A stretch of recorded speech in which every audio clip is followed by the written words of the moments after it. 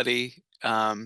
So yeah, so like she said, so I am the independent living supervisor for DCF, and tonight what we're going to do is we're going to go over a little transition planning that we help the contractors do. So that is young people who are in foster care. So if that's 14, 15-year-olds, 16-year-olds, 17-year-olds, 18-year-olds, even on up, um, transition planning from foster care to when they are released from foster care into adulthood. Also, I'm going to talk to you tonight about our independent living program and the benefits and services that we offer through our independent living program.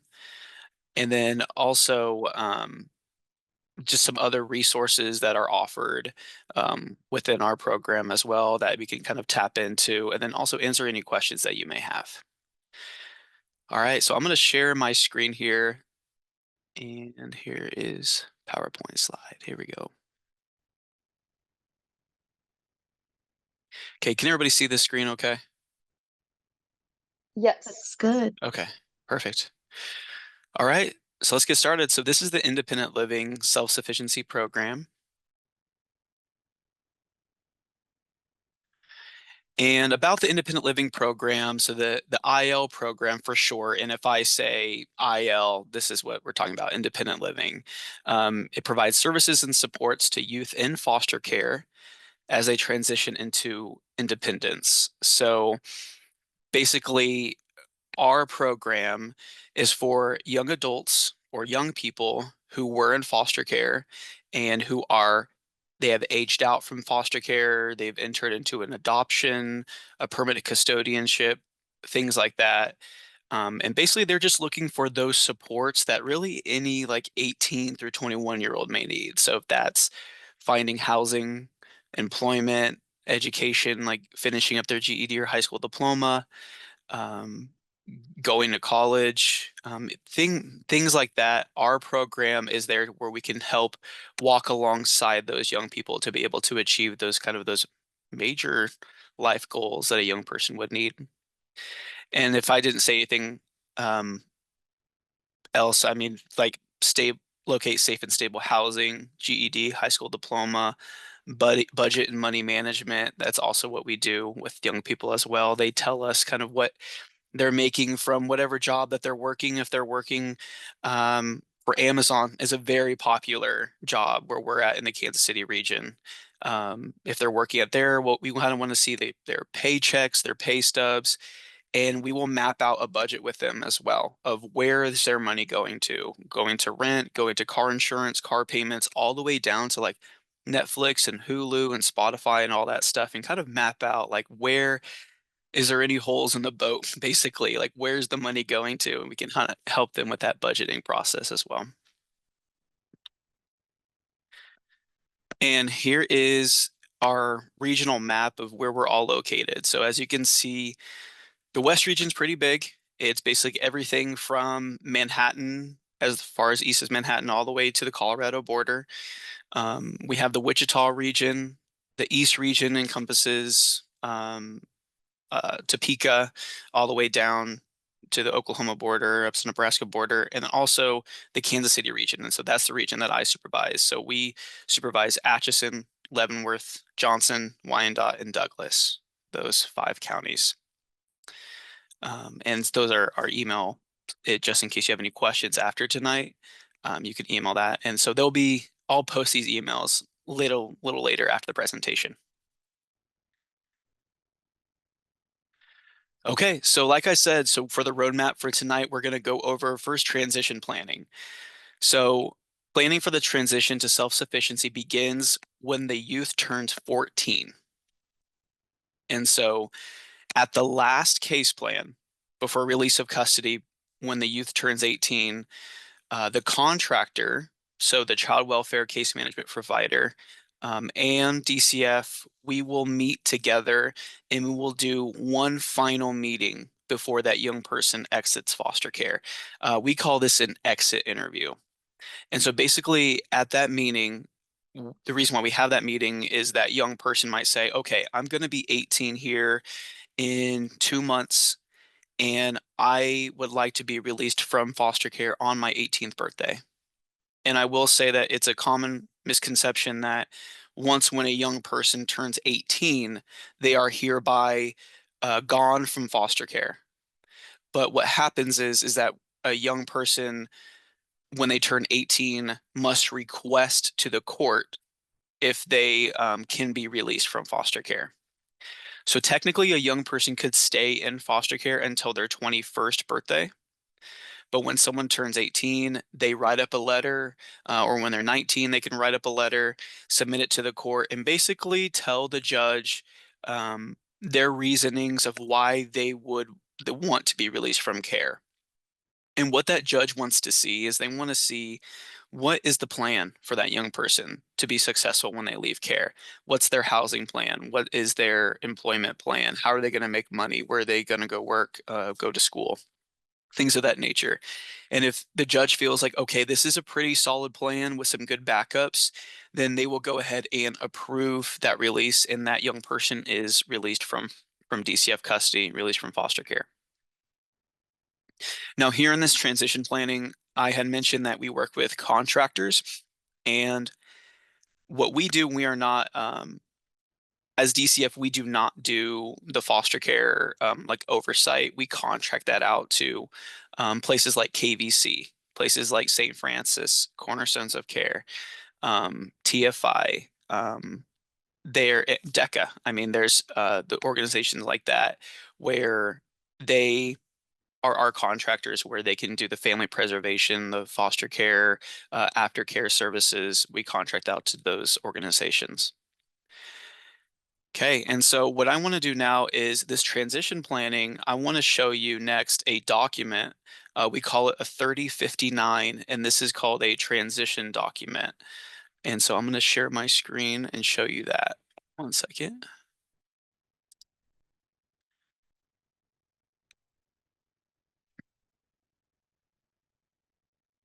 Here we go. And I'm going to zoom in here. All right, so this is called a 3059, or a transition document, or my plan for successful adulthood. And so what happens is the contractor, they will do this document with the young person starting at 14, and basically every time they meet that young person. So they have to do a worker child visit every month. Every time they visit with that young person, they need to at least go over this document or start filling in this document. So, like, getting to know me. So what would a young person want to know what other people, what would they want other people to know about them? What are their favorite hobbies, their favorite movies, their likes, their dislikes, things about their culture, what they hold special to them, their strengths, their talents. And as you can see, I mean, this is a pretty lengthy document, which is done with the contractor, with that caseworker, and with the young person. And this is kind of done together with them every time they meet with them. So things like my support network. So identifying who are those people in that young person's life that are a good support network for them. So is that a next door neighbor? Is that an aunt, an uncle, a coach? People like that, another social worker, people like that you can identify on this document. Boys and Girls Club, Big Brothers, Big Sisters. Those are also other things that you can identify. Um, my identifying documents. So every case plan, we we want to talk with the contractor and the young person how important it is for a young person to have their identifying documents. That's their birth certificate and that's their social security card. And we just want to make sure that the young person and the placement where they're staying at, the case team, they all know where that original birth certificate is and where that social security card is. And if for some reason it does get lost, that's understandable. From moving from place to place, things do go missing. It's important that these are requested and that these are being ordered and put away into that young person's file. And also other things too, like getting a state ID, getting a driver's license, all those important documents are listed on here. So next up is the life skills on section 4. So the youth gives their own assessment where they feel like they're at with their own self-care, with their own hygiene, ranking themselves from 1 to 5, how efficiently they can do their own laundry, healthy living, like are they able to dust and mop and vacuum around the house, doing grocery shopping, cooking, meal planning, communication skills, money management. So all of these kind of these basic needs of kind of like being an adult, those the caseworker will straight up ask them, like, rate yourself on a scale of 1 to 5, where you feel like you fit on each one of these. And also, the worker and the supportive person will also give their feedback as well of where they believe that that person kind of lands on that 1 to 5. And the reason why they do that is to kind of create a conversation between the two. So maybe someone says, "Hey, I'm really good at laundry. I'm a 5." But maybe that caseworker can kind of challenge them, or maybe that foster care parent can kind of challenge them and be like, "You know what? I think you're at a 3. There's still some things to work on this." And that can kind of open up for a conversation there. Okay, and then youth advocacy. And a big thing is nothing about us without us. So that's why that there's, and I'll talk about this in the PowerPoint a little later on, but also there's groups called KAYAK, so the Kansas Youth Advisory Council, so Kansas-wide, of a council of young people who are in foster care and young people who have exited foster care, where they all meet kind of once a month. And go over like budgeting tips, cooking tips, things like that, for like alumni of the foster care system. And then also there's RIAC, so Regional Youth Advisory Council. So there's one in Kansas City and Wichita for the East region, for the West region. And so they all kind of have their own meeting space where they can kind of discuss. And section 6, my education plan. This is a part of the transition plan as well. So where are you at in your schooling? Do you need like an IEP? Do we need to meet with a counselor or a social worker or there at the school to be able to get extra assistance? What are your goals? Like, are you wanting to go to technical school, to a community college, to a 4-year university? And we'll write that on there too. And then also some more resources that the young person can tap into as well. So the AOK program, we work a lot with TRIO, Upward Bound, Kansas Kids at Gear Up. These are all great resources for young people as well. And if you have any questions about Kansas Kids at Gear Up or TRIO, let me know and I'll be able to let you know a little bit more about them. And so we can go on and on the transition program or transition plan, but yeah, just my health and well-being. So are you seeing your doctor? Are you doing a can be healthy check?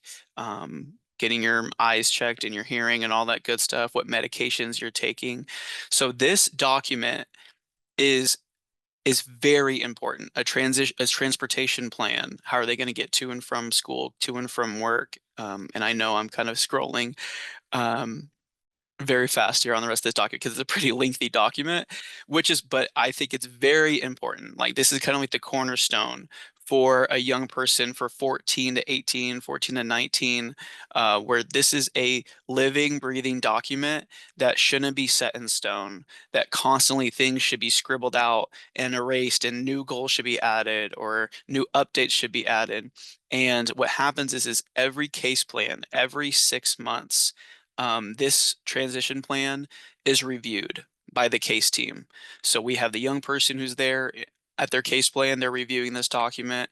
The cornerstones of care worker, KVC worker, DECA worker, and also we have a DCF representative there as well. So we're all reviewing this document to make sure that basically things are on the right page of where they need to be. So I'm going to stop sharing this transition plan and we're going to go back to the PowerPoint. Did anybody have any questions about that transition planning before we go back to the PowerPoint? I thought that Gear Up wasn't in existence anymore. So they are back. So Okay. yeah. So unfortunately, yeah, like last year, Okay. they lost their funding. Yeah, they Yeah. lost their grant.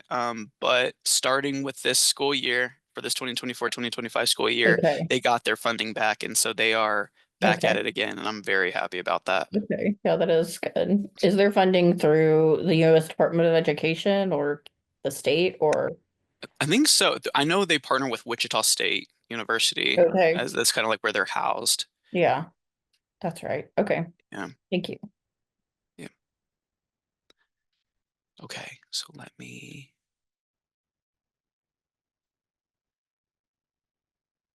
Okay. Here we go. And yeah, just some bullet points of what we talked about a little earlier. Okay, so let's get into kind of IL, independent living, in the program that I supervise here in the Kansas City region. So who does IL serve? So this is kind of important for if anybody knows like those young people in their life who are in foster care, this is how they can access our services for their eligibility. So number one, youth and young adults who were in an eligible out-of-home placement anytime after their 14th birthday. So basically, if you know somebody who was removed from their home and was placed into foster care at any point after their 14th birthday, no matter how long, they are eligible for some type of services through our independent living program. Okay, so it won't be a whole lot, and we can talk about that here in a little bit, but they're at least eligible for something from our program. Um, Maybe like post 18, they'll be eligible. The second thing is youth and young adults who were adopted or had permanent custodianship established after the age of 16.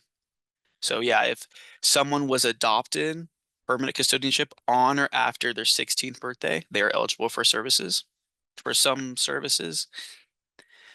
Youth and young adults who achieve permanency through SOUL.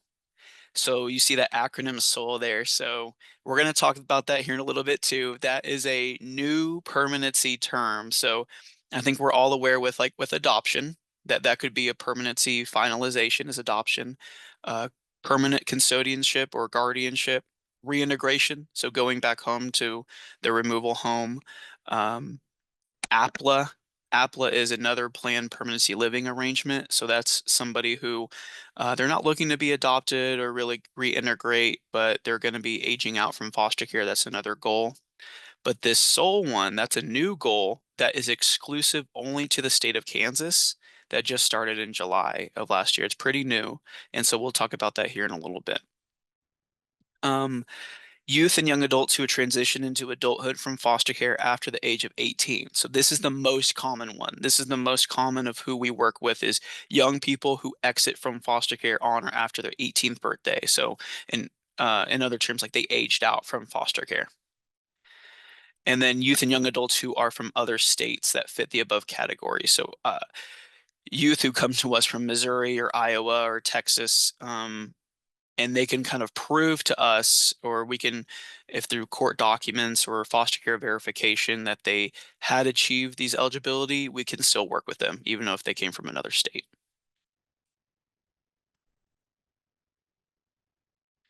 What populations does IL serve? So three, the first one is DCF custody. So this is the most common one, is youth who are in DCF custody, who are in foster care. Um, they are eligible for services. The second one is tribal custody. So we have worked with the tribes before. Not that common, maybe one or two per region, but that is a way that you can be eligible for IL. And the third one is Kansas Department of Corrections, so juvenile services. So someone who had left KDOC, they can be eligible for our services as well.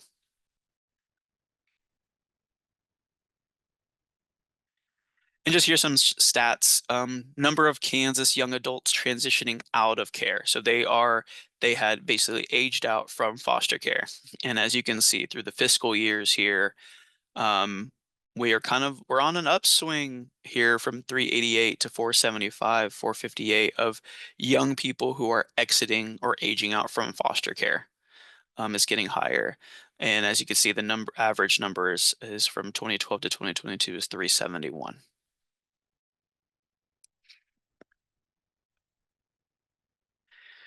All right, so these are the available services after release, and so we're going to go over these more specifically, but just an overview of aged out medical. So that's health insurance for young people who exit out of foster care. Independent living subsidy. So this is like monthly financial assistance that we can help out a young person with to help them pay their bills. Basic Chafee. So a lot of our funding comes from Chafee funding. So it's the last name of a senator, John Chafee. And these Chafee funds are federal funds that go out to the states, and that's where we can use that funding to help support a young person with whatever goals that they're working on. Startup funds. So this is to help a young person get into an apartment. So like their first month's rent or an application fee, going shopping to get things for their apartment. Those are startup funds. Vehicle repair and maintenance to go towards a vehicle to help repair a car. We'll talk about post-secondary schooling and then also the tuition waiver, which is my favorite part of a favorite benefit of mine. And we'll talk about that here in a little bit too. So the first thing is basic Chafee. So like I said, Chafee is it's an interesting word because it's a last name of a senator, John Chafee. And this funding, we can use this funding given to us to be able to assist with like high school completion, GED completion. If a young person is wanting to do like online GED or something through like Olathe Step Up or something like that, and they need like I don't know, like 25 bucks or 50 bucks for like a laptop rental or something. Like we can use that funding to purchase that. Um, Moving on to like clothing for interviewing.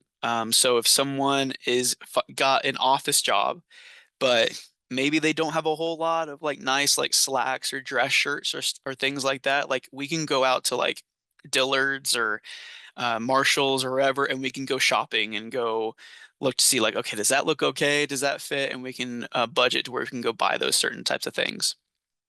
Transportation for work, for education. So we have reimbursed for gas before. We have purchased gas fill-ups. We met with young people out at the pump and we've purchased their gas. We've reimbursed for car payments, for car insurance payments. So basically, like at the end of the day, if we can justify how we're using this federal funds and state funds, if we can justify it that it is helping a young person achieve their education goals and or their employment goals, then let's do it. Like let's find the funding to be able to pay to be able to help them do that. Like cell phones, like we've reimbursed for cell phone payments, we've purchased cell phone plans, things of that nature. Vehicle repair and maintenance. So these a young person exiting from foster care, they get $1,000 to go towards repair and maintenance of their vehicle. So as long as they show us that they have a driver's license, that they have car insurance on that vehicle, and the car insurance does not need to be in that young person's name. It could be in a foster parent's name or a support's name. But the registration, though, of that vehicle has to be in the young person's name. As long as they can show us those three things, then they can unlock that $1,000 to go towards new tires, oil changes, alignments, whatever needed to go, basically to make the car go, to get it to work, to get it to school. Um, we draw the line on like stereo systems and stuff like that on a car. But yeah, as long as it's just things to make the car go, we can work with a mechanic. We can reimburse a young person. We can pay the mechanic straight up. So yeah, so that's another benefit of our program. Independent living subsidy. So, like I talked to you all earlier about budgeting. So, what we do every case plan, every 6 months with a young person is we do their budget and we see, okay, you are making 1,500 a month at Amazon, right? But your expenses are like $2,000 because you have $1,000 going to rent and 400 going to a car payment, and it just kind of all stacks up. So if we see that there is a difference there of like $500 or something, we can subsidize that difference. So as long as that young person is showing us that, hey, I am working, so I'm going to show you my pay stubs, I'm going to show you my work schedule, kind of like here's kind of my bills of what I pay for, we have update that budget, then we can approve in that example that $500 a month, and we can pay that to the young person via check through like if they have a direct deposit set up with us through their bank. Like each month, it's not a paycheck to them, but is at least, okay, you've showed us that you're working on it. You're trying to do your best to kind of make ends meet. We can set you up with $500 a month.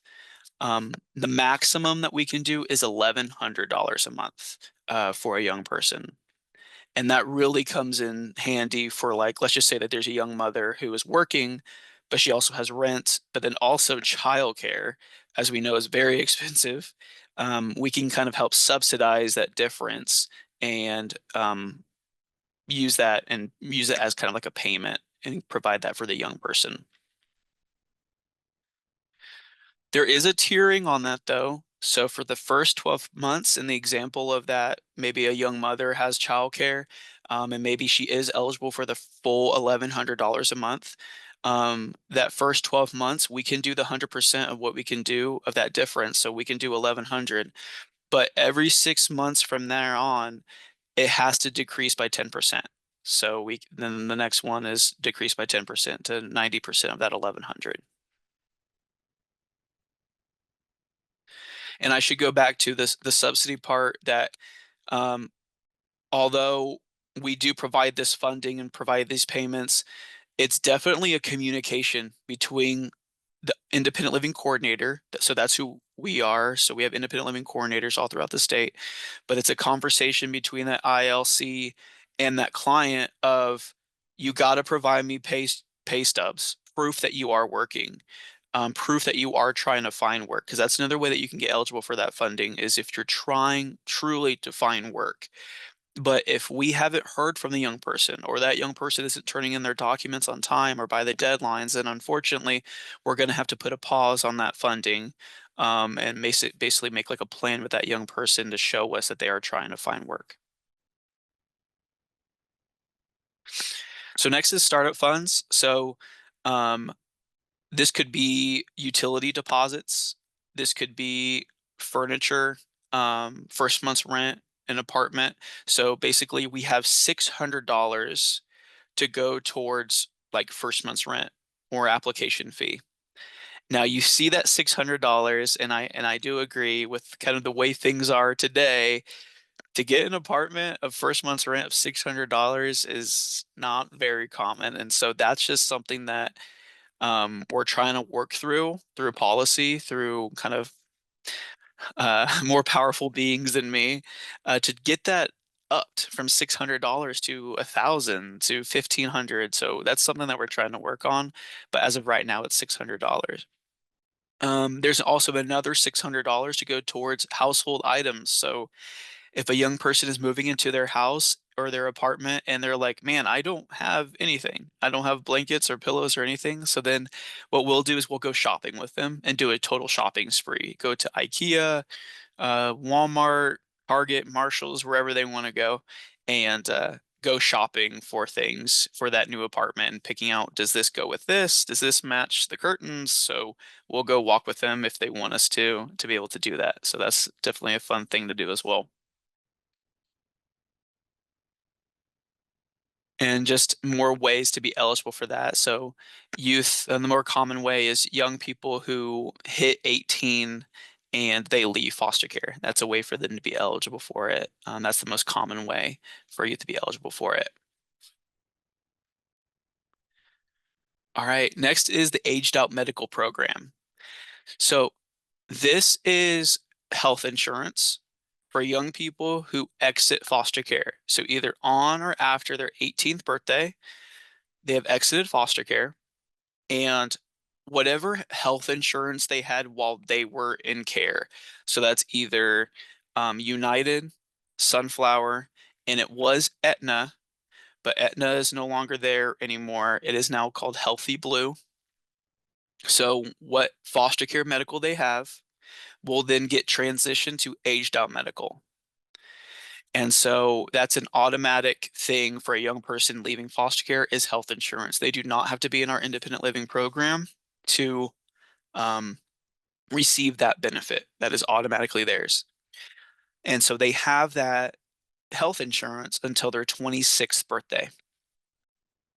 And the young person must do annual reviews. So KCART will send them something in the mail each month or each year and tell them, hey, you're up for a review. Just let us know. Have you moved? Has your name changed, email changed, phone number, stuff like that? Do you want to keep United, keep Sunflower, switch your provider? And basically, they just have to mail that back in or do that online, and that gets them another year of health insurance. And then this is kind of a new thing here that as of January 1st, young people from another state not living in Kansas can receive that benefit. So let's say that you aged out from foster care in Colorado and you moved to Kansas.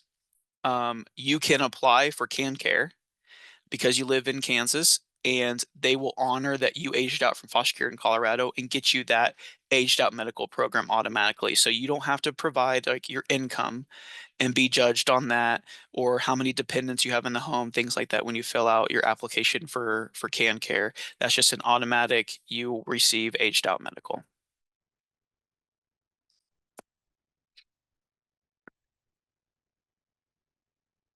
All right, so we're going to go to the college portion of our IL program. So for a young person who tells me, okay, Ryan, like I want to go to college, um, and so they are concerned about, and like everybody's concerned, of how you're going to pay for college. Do I need to take out loans? Do I need to do on the FAFSA? What do I need to do to be able to not be in debt? Okay. So the first thing I say is there's the tuition waiver. And so the tuition waiver is for young people, and this is the eligibility right here, is people who were in DCF custody and they aged out from care on or after their 18th birthday. They attained their high school diploma or their GED while they were still in foster care or in DCF custody, or they entered into an adoption or a guardianship on or after their 16th birthday. So those are the ways that you can be eligible for the tuition waiver. And the tuition waiver, and as I see here, there's no I here, so we have to get that changed. Um, as I the tuition waiver is basically like what it is. Like you go to, let's say you go to K-State, right? Your tuition and your fees are waived at K-State, at KU, at Wichita State. Basically, any public college or university in the state, your tuition is waived. And so that means that no DCF's not paying it, the young person's not paying it. It will just pop up on their account like waiver applied. And so that waiver is with the young person until their 23rd birthday. So if you know a young person who's going to KU or Johnson County Community College, they don't have to reapply every year. It'll just automatically be applied to their account. And but if they move schools, they're going to have to refill out that tuition waiver.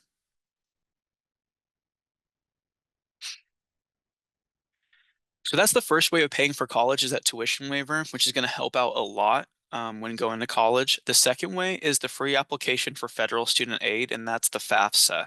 So basically, anybody who had experienced any foster care placement on or after their 13th birthday, they're eligible for independent status when they fill out their FAFSA. So basically, that allows them the full federal Pell Grant, which for this school year is $7,395. And that money can go to whatever the tuition waiver didn't cover. So if that means meal planning, housing for the dorms, for textbooks, parking passes, that money can go towards those type of expenses. And so that is something that a young person has to fill out every year. And usually it's October 1st. I know this school year was kind of weird. I think it was like December 1st when it opened. There was because they were trying to retool the form, I think. But it's important to do that FAFSA when it's ready to go, because not only could a young person be eligible for Pell Grant funding, but also they could be eligible for other funding through federal funds as well.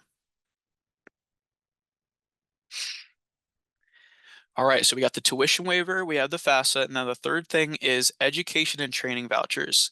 So that otherwise known as ETV funds. So ETV funds is something from our program, from Independent Living. And so a young person could receive up to $5,000 to go towards whatever the tuition waiver didn't cover and whatever the Pell Grant didn't cover. So maybe they're good on tuition, maybe they're good on meal planning, but they just need some extra to get them over the hump for their dorm.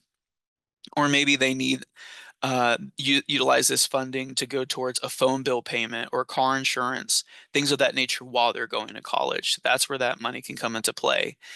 And ways that you can get that ETV is aging out from foster care on or after your 18th birthday, finalizing adoption on or after your 16th birthday, permanent custodianship and guardianship on 16. And we'll talk about SOL here in a little bit. And then also out of home placement anytime after their 14th birthday. And basically, this is what I said earlier. I mean, receive up to $5,000 of ETV funding each year. This is good until the young person hits 26 or they have used 10 semesters of funding. But pretty much a lot of the young people that we work with don't really uh, hit that 10 semester mark or 26, but sometimes it does happen. And like I said, this can help cover tuition or room and board or even childcare if there's a young mother or father who are going to school and they just need some assistance with childcare while they're going to school. We can use this type of funding to help pay for childcare.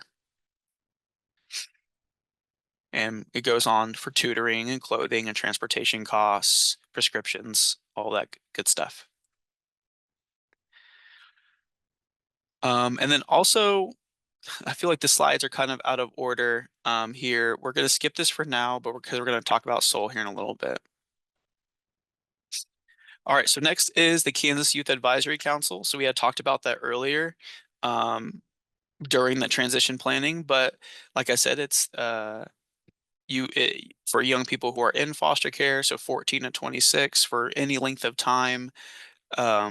And basically, here is the website here is through DECA that you could apply to get some more information, to be able to talk more with people who are in foster care or kind of I mean, the tuition waiver that I talked about earlier, that's definitely something that stemmed from KAYAK, from Kansas Youth Advisory Council, of young people were advocated for themselves, saying that there should be a tuition waiver for the state of Kansas for young people who exit foster care. And that's what happened, is that it is a statute for that tuition waiver. There is Senate Bill 23, so high school diplomas are available to students in DCF custody. Basically, if you've hit 17, you are in DCF custody and you've achieved the minimum requirements.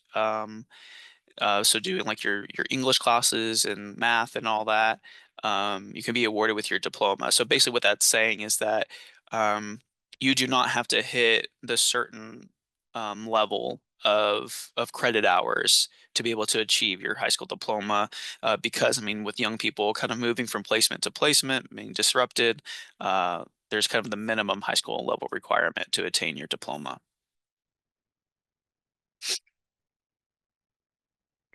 The National Youth and Transition Database, so or NYDID for short. So basically, like we get this federal funding, um, and one of the stipulations of that is that we need to do surveys with young people. So we survey young people when they're in foster care, at 17, at 19, at 21, even when they exit foster care. And basically, we just want to get data on have they found employment? Do they have their own apartment or their own housing? Are you receiving like state-funded health insurance? Are you on food assistance? Things like that. So we'll survey young people and report those numbers. And that's a nationwide thing. Like each state has their own NIDed database, survey database that they need to report their statistics to be eligible for funding. So here's sole family legal guardianship. So I had talked about this a little earlier. So um, like I said, so this stands for support, opportunity, unity, legal relationships. So basically, at the end of the day, this isn't adoption, this isn't custodianship, or this isn't guardianship. This is a young person who is maybe like 15 or 16, where they have identified somebody in their life, like a teacher or somebody in their church or just a family member, to where they can be a legal like representative for them, um, not be their adopted parent, but basically they could achieve permanency. They could be out of foster care and identify their soul family. So they could go live with their soul family, with a family friend or with a teacher, um, and enter into that permanency option. And the reason why this is cool is because you could identify that type of person, but parental rights are not terminated. So parental rights are not terminated or severed from your biological like mother or father. Like those are still in play too. So not only can you have the support from like your mother or father, or maybe they're just not in the right time in their life to be able to take on to have their child back into their life for permanency. Maybe they can find that through someone else, and basically there's a support group of their mom, their dad, a family friend coming together, and that could be an option.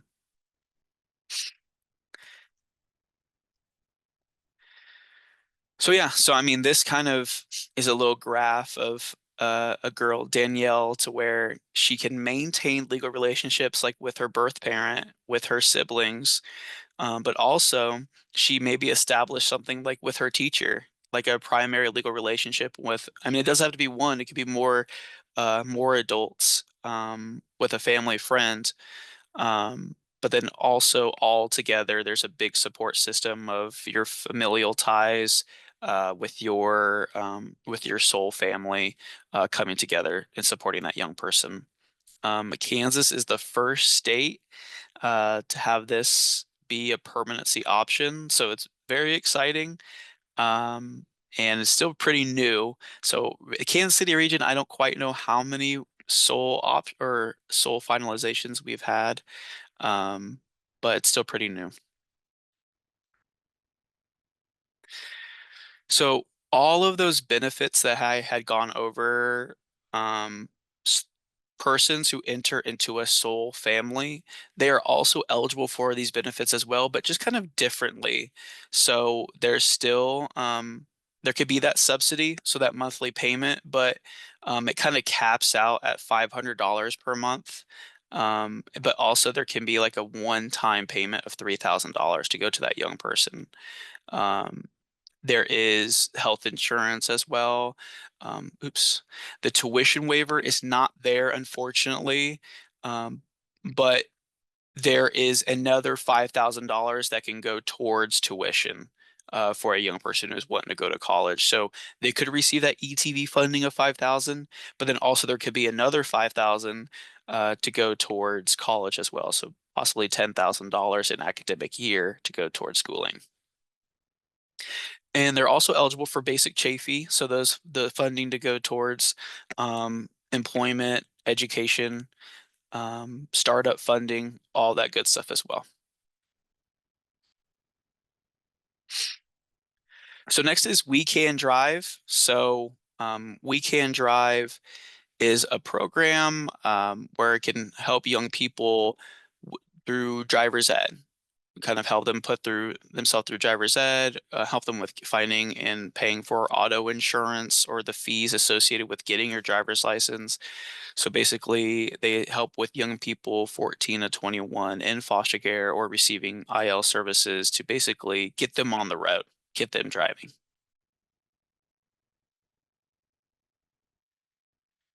So these next couple slides here, it's pretty. Um, we don't really use it a whole lot here when I was in Wyandotte County, but they're called FYI vouchers, so Foster Youth to Independence Housing Vouchers. So, I mean, they're available in a lot of counties in the state.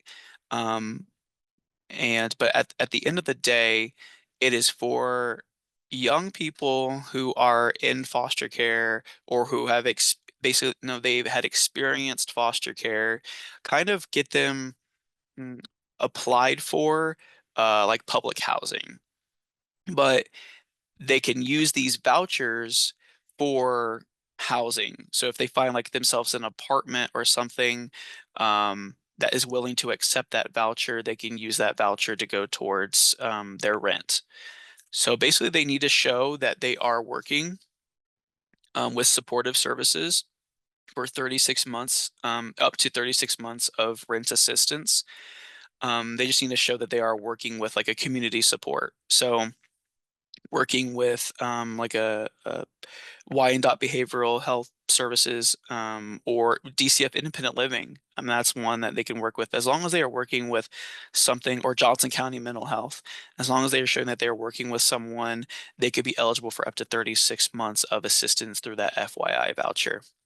Because as we all know, I mean, if you've helped someone basically turn in like their a housing application, it's a long wait list to get someone housing.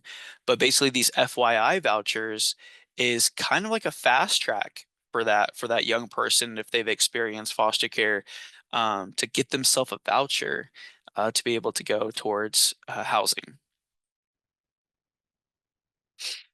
And so this is kind of stuff I've already talked about here of finding supportive services, places like community mental health groups, Johnson County Mental Health, having case management, mentor programs. Those are all ways that they can be eligible for that voucher, and types of supportive services as well. So yeah, we don't really work a whole lot with FYI vouchers. We do work some, um, but yeah, so we're gonna skip over that too. Sorry. Okay. And so what else should I know? So regional IL teams, the DCF IL administration are available for more in-depth presentations by request. So if you want us to come talk to maybe your contracting agency to talk to DECA or KVC, somebody like that who isn't quite familiar with, maybe they do work with foster children, but they aren't quite familiar with what supports are even out there when a young person exits foster care. Um, then let us know and we can come talk to you. We can talk more about eligibility criteria of kind of different tiers of what a young person could be eligible for. And yeah, please defer to IL supervising coordinators for specifics before explaining criteria to youth. So yeah, so if you are talking with a young person in your life about like, okay, I think you might get the tuition waiver, but maybe not, just let us know. We could always look at their eligibility and we could always talk with the young person face to face in person and really give them like exact information on what they could be eligible for. Because we've heard a lot of horror stories of um, a foster parent say, "Well, I was told that my foster child was going to have free college, but after looking back on history of looking at eligibility, unfortunately, maybe that young person wasn't eligible for that. So it's always good to at least reach out to us to check it on eligibility. Again, that's where we're all located. So I am here. My base office is in KCK. And I supervise this region here, but we have coordinators all throughout the state. Like each region has about 4 to 5 coordinators.